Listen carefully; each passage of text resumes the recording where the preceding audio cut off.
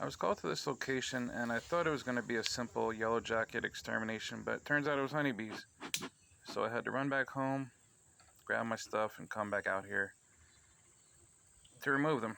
And it was hard to get this thing open, but here's the reveal here. I was pulling really slowly, trying not to break too many combs. I had no idea what was inside here, and here we go. Just trying to keep that comb from falling down into the hole. It was a few feet deep. And just trying to not injure the queen or lose her or anything.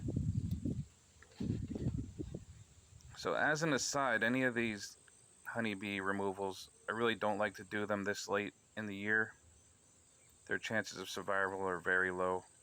Going through all this stress in late September, it's just too late. But this homeowner needed to have their propane tank refilled at some point, and they weren't going to be able to do it with all these bees in the way. So this kind of had to be done. I'm trying to make the best of an unfortunate situation. And here I'm just looking for the queen, trying to see if these combs are able to be rescued. There I dropped a piece that was barely hanging on. And I find this piece here that's lightly attached. So I can take a look at this one. And it looks like that's going to be frameable. So here I show you some of the combs that I framed up. A lot of bee removers don't really show this part anymore. It's kind of sad, but I like to just try to use the big pieces that fit in pretty well. And also normally I don't want to frame up honey during a cutout, but this time of the year I did save a little bit of the honey in the frames. We'll see how that works out. So here I'm just going to have to trim this piece a little bit.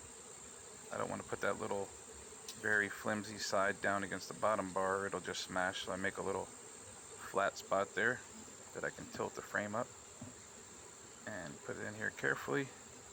At this point my hands are so sticky and I keep getting covered with bees on my hands. It just wasn't an ideal situation, but you can see how I constantly got to shake the bees off.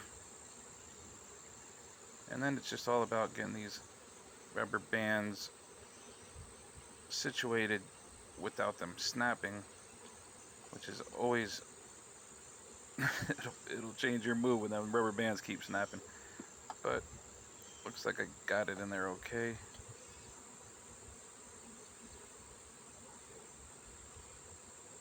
I like it to be just perfect. Now let me set this aside, let some bees run onto it, and find this other piece.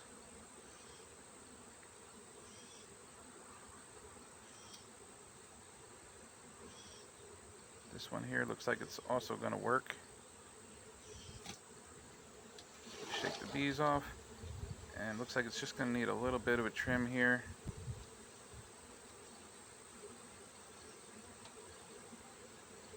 Just figuring out where to cut it.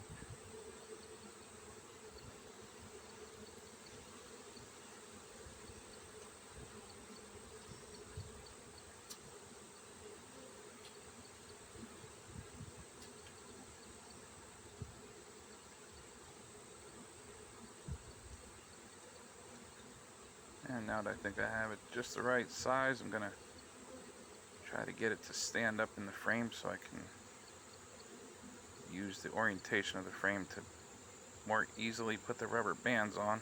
I'm having a little bit of a hard time here because I'm so sticky. But it seems to work out a little bit here.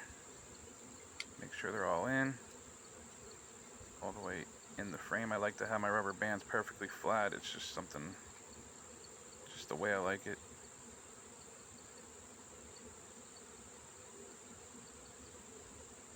So I get my finger in between the rubber band and I kind of go around, try not to crush too many bees.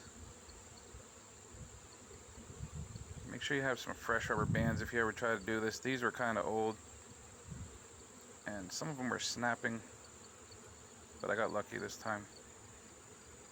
Just kind of worked it around until I have it nice and steady. And that one's going into the box.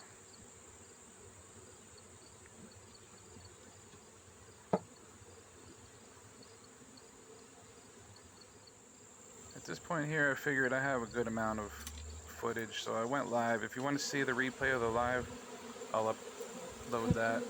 It's probably an hour long, and it shows a ton of mistakes and just a big mess that I made, so you'll love that. But this was the wrap up here.